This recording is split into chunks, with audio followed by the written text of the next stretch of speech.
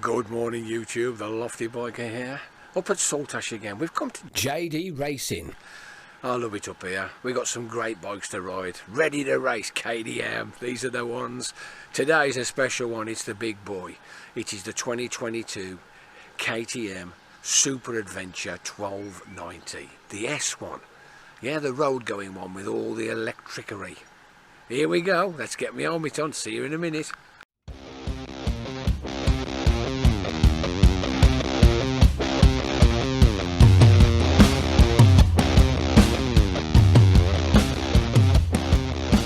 Righto YouTube, this is a bit special. I didn't expect this baby. The big boy. The Adventure S. So you push. Ready to race. Look at that. Seems to turn over a few times before it bit. That mirror's horrible. Very nice. So, let's take this baby for a ride. It's on the high seat. Funny thing is, it doesn't feel as though it's got as much leg room as the 890. I know that sounds weird, but it doesn't. Thank you, mate. You have to be ever so careful on industrial estates. People try and kill you. So here we are. First impressions is very refined. Gears are smooth to snick in, although I've only done a couple. Here we go, just be careful. Just let it warm up a little bit. Oh, the indicators are a bit different as well. So, you push it right or left like a conventional indicator, but you push it down to switch it off. Or somewhat, it seems it's gone off. I'll get used to it, just give me a minute or two. The gear lever's far more comfortable on this one than it was on the other one. Yeah, you give it a firm push in and it does go off. Right, so the big boy, the S, this is the S, this is the road going version. There's the R and the S. This one has got the conventional steel rims. There's no spokes.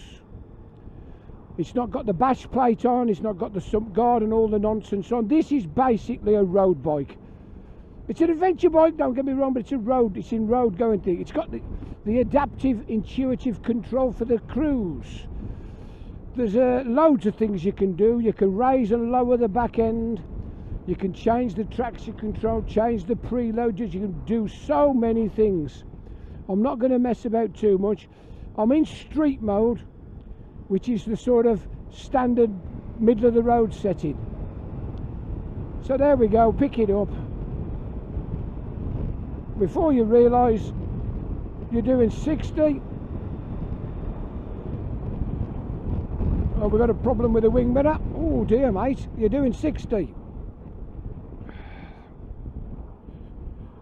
Obviously Annie wants to do 30 in a national, but it don't matter. We don't mind people doing 30 in nationals. It's not a crime. It ought to be, but it's not a crime yet. I like the dash. Beautiful, beautiful dash. It's a big TFT. It's got everything on. We're up to temperature now, so we can give it a bit of a rev. You've got to be sympathetic with new machinery. They've not done many miles. We used to have an old saying when I was a kid, when people was driving too slow, you need to go and buy a metro. I know it's a bit derogatory against metros, but in this day and age, doing 30 mile an hour in a 60, it's shocking, isn't it? We're all clear. I'm away.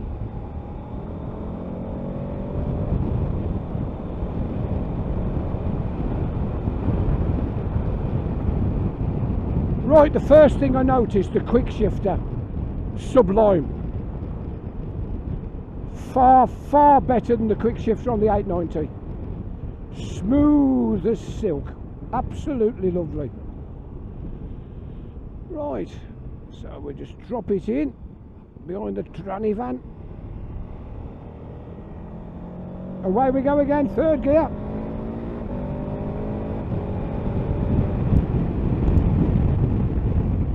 Whoa, slow down a bit. Right, so let's just drop it down. There's nobody behind.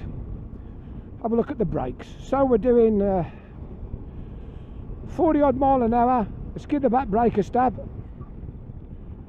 We had an initial squeal. In fact, we had a couple of squeals, so I'm not sure what the traction control and the ABS is all set on. But here we are again, third gear. We're doing about 40 mile an hour. Nobody about. Let's give these a front ends a stab. Very nice. They are beautiful. We've got Brembos on the big boy. These aren't KTMs, these are Brembos. So, third gear, 45 mile an hour, front and back. Yeah, that brings you to a stop pretty quick. I do tend to use a whole hand now. I don't bother with the two finger nonsense.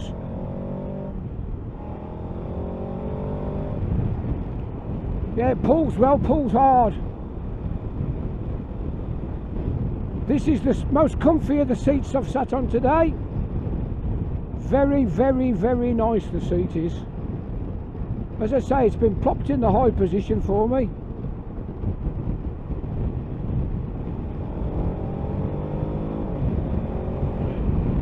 Yeah, there's a lot of power. A lot of power. 160 horses under the bonnet. You certainly know you've got them.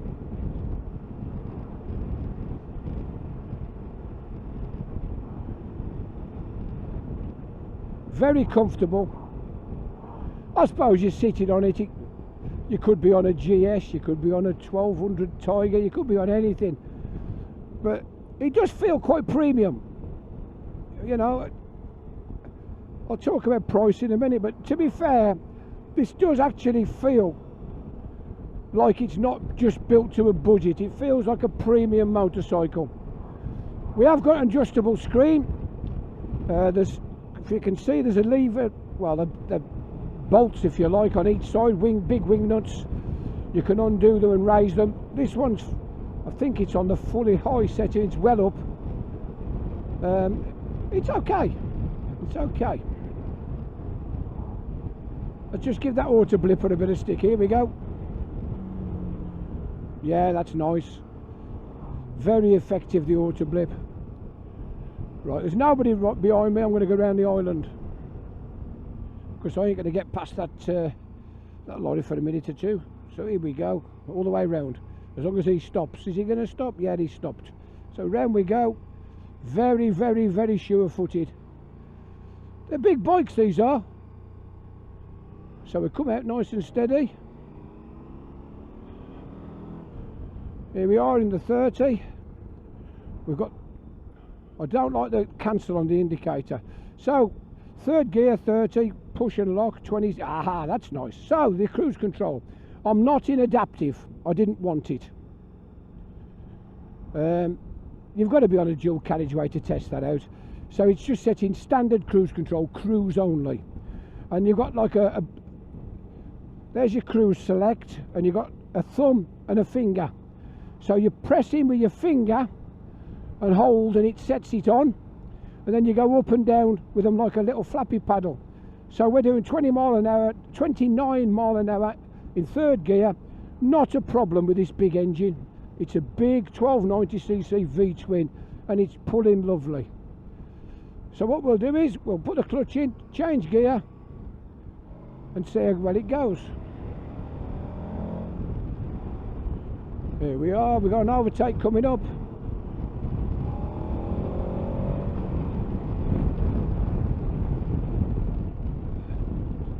And again,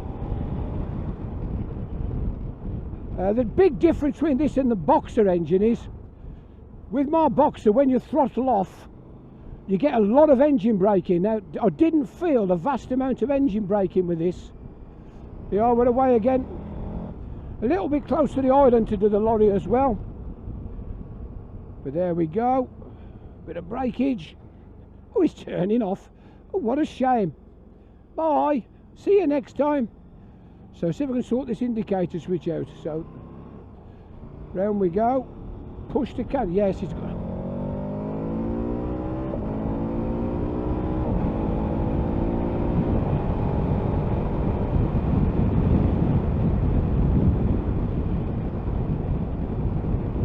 Okay. So the one thing we've found out is that this bike is seriously rapid when you want it to go. I know it don't sound much between, say, a GS at 135 and one of these at 160 odd, but it does pick its skirt up and absolutely fly. 5th gear roll on, you know. Get in 5th gear doing 55 and you just rip the throttle back and bang, you're away again. One hell of an impressive piece of kit. We've got a power LED socket again. Yeah, that's nice. Cigarette lighter socket. Yeah, I've got to say, I think the finish and everything on this it's very nice. We've got a little cubby hole there in front of the petrol can. On all accounts, this is totally keyless. And by that, you don't even get a key, ever. You get a fob with a little pronger or something, and as long as it's in your pocket and close to the bike, you can start the vehicle. You cannot open the fuel tank with the engine running. It won't let you. So you have to come to a stop, kill the motor, and then you can open the petrol tank. All keyless. Here we go again. Ready? 5th gear. How about that? I've got to say, what a wonderful bike this is, but I think it's a bit too pokey. Don't get me wrong, if you're 160 horses, go and test ride one of these, because you will not be disappointed, I promise you. You could ride this 2-up with all the kit, luggage, top boxes, the lot, weighing in at about half a ton, and you could still accelerate like a bat out of hell and go as fast as you want. So we'll do a UE here. This bike has got serious power, and I've got to say, it's quite intoxicating. It's not always a good thing having that much poke, but it's bloody good fun. Here we go, round the corner. Yeah, slow manoeuvres are easy peasy, and if you just want to take your time and use the clutch, you can just snick it in nice and steady. But here we are, 3rd gear, coming into the national. Pull it back a bit. Quick.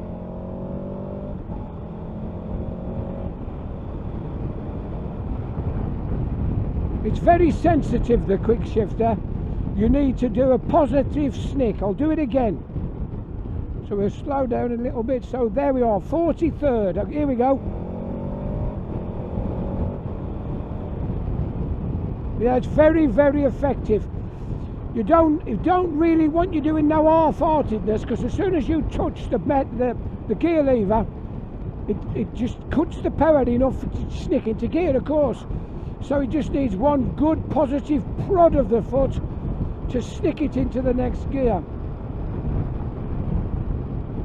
Of course, we've got the 19-inch rim on this one. The handling is absolutely sublime.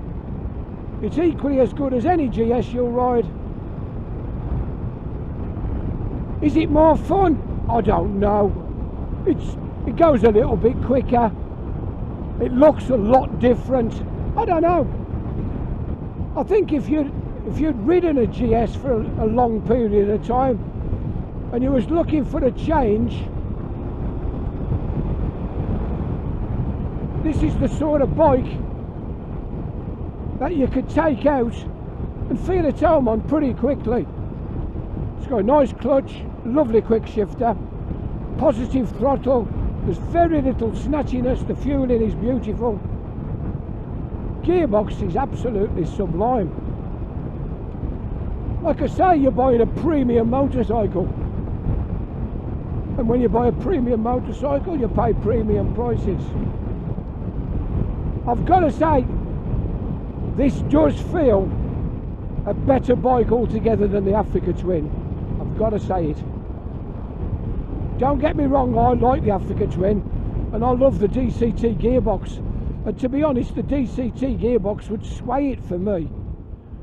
But if you had no intention of buying a motorcycle with a DCT box, I think I would sidestep the Honda Africa Twin and I would ride this. Seriously, this is one out of an impressive piece of kit. Sticks like glue, doesn't it? Nice bike. Premium motorcycle. Anyway, I'm going to take delight in pulling up here and showing you around.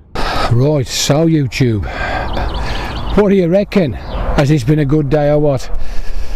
The KTM Super Adventure R. What a bike. Well, I think it's the R. It's the one that's made predominantly for the road, and I absolutely love it. Right, let's get on top. It's quite tall. We're on the high setting. Right, what do you think? Plenty of leg room, isn't there? I'm 6'5", absolutely no worries at all. It wouldn't matter how long your knees are, you get them in there easy. That is lovely. Beautiful riding position, relaxed, tall motorbike, superb. Let's have a closer look. Right, YouTube, I'm going to correct myself. This is the S Super Adventure 1290S. There's two variants. They've been making these bikes in some guise since about 2015. The brand new for this year is the 2022R. This is last year's 2021S. It's a brand new bike, of course. Superb, absolutely superb. So what exactly have we got? We've got typical KTM styling. This has got the adaptive cruise control, of course. So 1290cc LC8 liquid cooled V-twin, trellis steel frame, 23 litres of fuel. This has got the same saddlebags. I believe it's got sort of like 3 fuel cells, one each side down the bottom and one at the top. It comes in two heights, 849 or 869. 245 kilos wet weight. That's compatible with the GS and everything else, no problem there. 7-inch TFT screen, connectivity, loads and loads of trick electronics on it. 160 brake horsepower at 9,000 revs. I've not had it up to 9,000 revs by a long way, and it goes. Trust me, this machine flies. 102 foot-pound at 6.5. That's very respectable. We got special forks on this. This model has got the electronic suspension. Like I say, it's the road model. It's not meant for riding off-road. It's more of a road adventure bike. So we've got 48mm White Power Apex forks, 200mm of travel with anti-dive, semi-active shock on the back. You can have the preload at 0, the preload at 100%. It's all done at the flick of a switch. Right, we've got radials on this one. Beautiful. Brembos, radial Brembos. Twin radials, 320mm discs. On the back, we've got a single 267 radial. Brembo. Single pot. No, it's a double potter. No, it's a double potter. Strong brake. The tyres on this one. 120 70 19. On the rear, 170 60 17. Of course, the other one comes with knobblies, and it's got a 21-inch front, and I think it's an 18-inch rear. So in general, it's a sort of taller, beefier bike.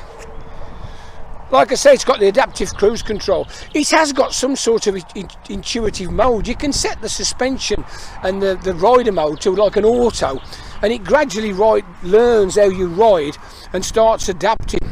So in that come 15,600 for the S, 16,650 for the R. Like I say, the off-road one's got bash plate, crash bars, knobbly tyres, you name it, it's got the lot. Here's the adaptive cruise control thing on the front, similar to the one on the BMW and the Ducati. It's not quite as ugly as the BMW one, I don't think. I think it's made the front of the bike look better, because I'm not a big fan of that waspy, fly looking front. Hand guards, decent mirrors. Here's the adjusters. Do you want to have a look at the dash? Let's show you the dash. So we've got a little button here. You tap it once. Ready to race. Look at that. Kill switch pressed. We know that. We just killed it. So we got tacho on the outside. Neutral.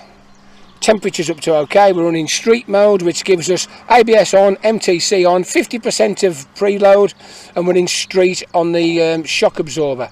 Fuel gauge up the side. It's a lovely dash, isn't it? We've got a trip, an odo, clock, and temperature. It's 14 degrees and it's done 440 mile. Let's flick it into life, shall we? Here,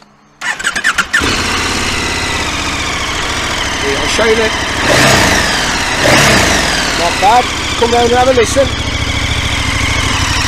It's a big cannon. It's a cannon, listen. Not bad, is it? I'll just kill it.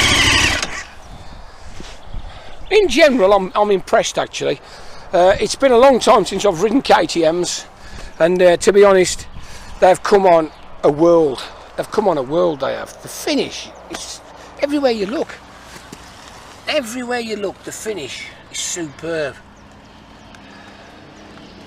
I don't know what they're like for keeping clean, mind. Lots of nooks and crannies, but it is beautiful, isn't it? These are the saddlebags, the petrol tanks I was telling you about. So if you come around the front and have a look, it very like the 890, big rad there. Don't know whether you'd need a rad guard on that. Beautiful, isn't it? Let's get the helmet on and give it a thrash. I'll see you in a minute. I've got to say, when you very first start it up, when it's cold, it's a bit like a Ducati. It's a bit, oh, if you know what I mean. But once it's warm, instant. Right, so let's give it a bit more of a ride round.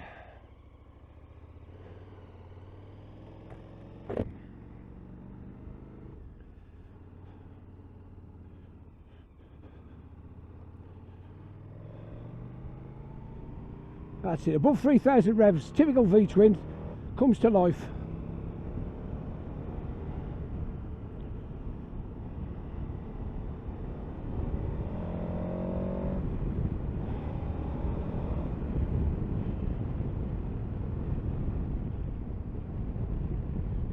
Right, we're back at the island. So in general, what do you think of the bike, Lofty? I think it's bloody marvellous. Oh, do you? I do. I think it's a cracking bike. I don't like the indicator. It's... I don't know, I'd probably get used to it if I owned it. It's one of them things that's a bit of a niggle when you first get on. But after a while you'd just get used to it and you wouldn't even think, would you?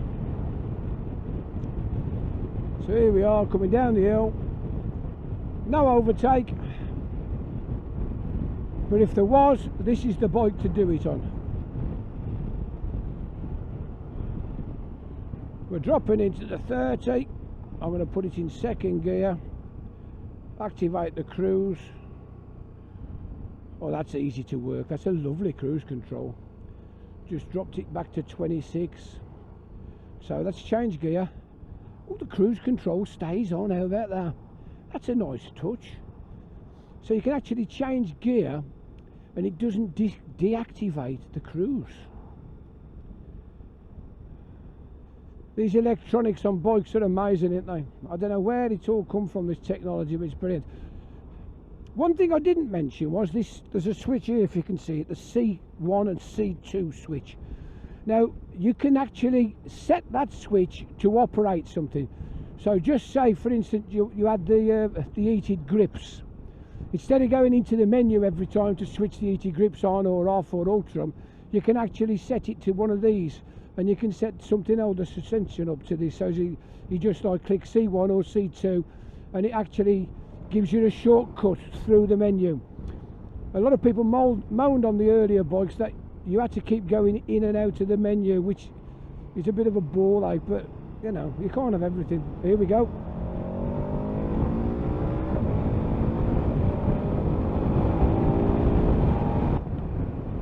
Yeah, bit of a bike, isn't it? Bit of an animal.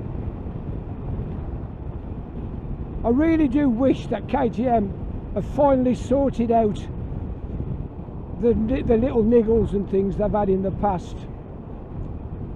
There's always been sort of like something, you know. Of course, you know the likeable rider is a good YouTuber from Germany. He used to ride around with 5 or 6 lads on these bikes, and they all had some sort of niggles and problems which put them off. And then you hear other people who say, well, I've done 35,000 on mine, it's not missed a beat, I've never had a single problem. So it's just, I don't know, there's a lot of luck. But when I come back, and there you go, switch gear everywhere, beautiful. I do like this bike. The amount of people who say, which is, if only it had a shaft. And to be honest with you, I do agree.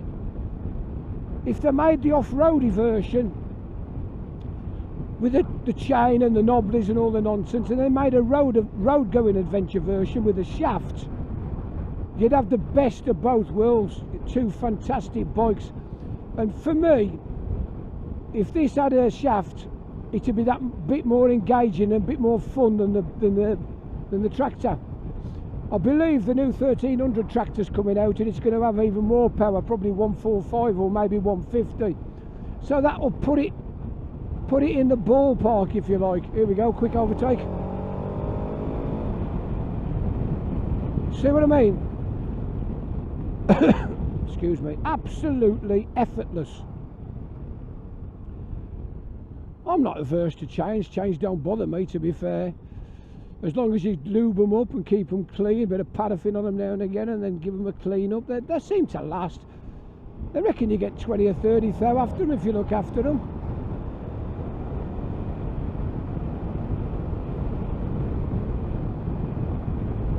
Right, so now then, JD Sports, John Deacon Sports. I've got to say, I've never set foot in the dealership before. What a friendly bunch of people. Only too willing to help. Lovely. There's a couple of lovely girls work there. Both of them ride bikes. They'll answer any question you like. They're clued up. There's no problems at all. One of the mechanics, Scott, came out and talked to me about the electronics on this big boy. And they're just nice people. And they're only too pleased to let you take a bike out. I know there can be age restrictions on some bikes because of insurance and everything, and unfortunately I'm a bit of an old bugger, so I can take out more or less anything I like. But this is a lovely bike, and they're a lovely dealership. Anyway, if you've enjoyed the review, click the like button, ding the bell, click subscribe, leave me a message, whatever you fancy. I'm always willing to help out. And if you do fancy test riding a bike, one of these KTMs, just pop down to Saltash. They're as good as gold. I believe there's more stock coming in very shortly. They should have the 390s into demo. I really would like to ride the 390 for you, to give it a ride. Anyway, I'm waffling on. Cruise control's good on this. Anyway, this is the Lofty Biker saying ta-ra for now. Ta-ra!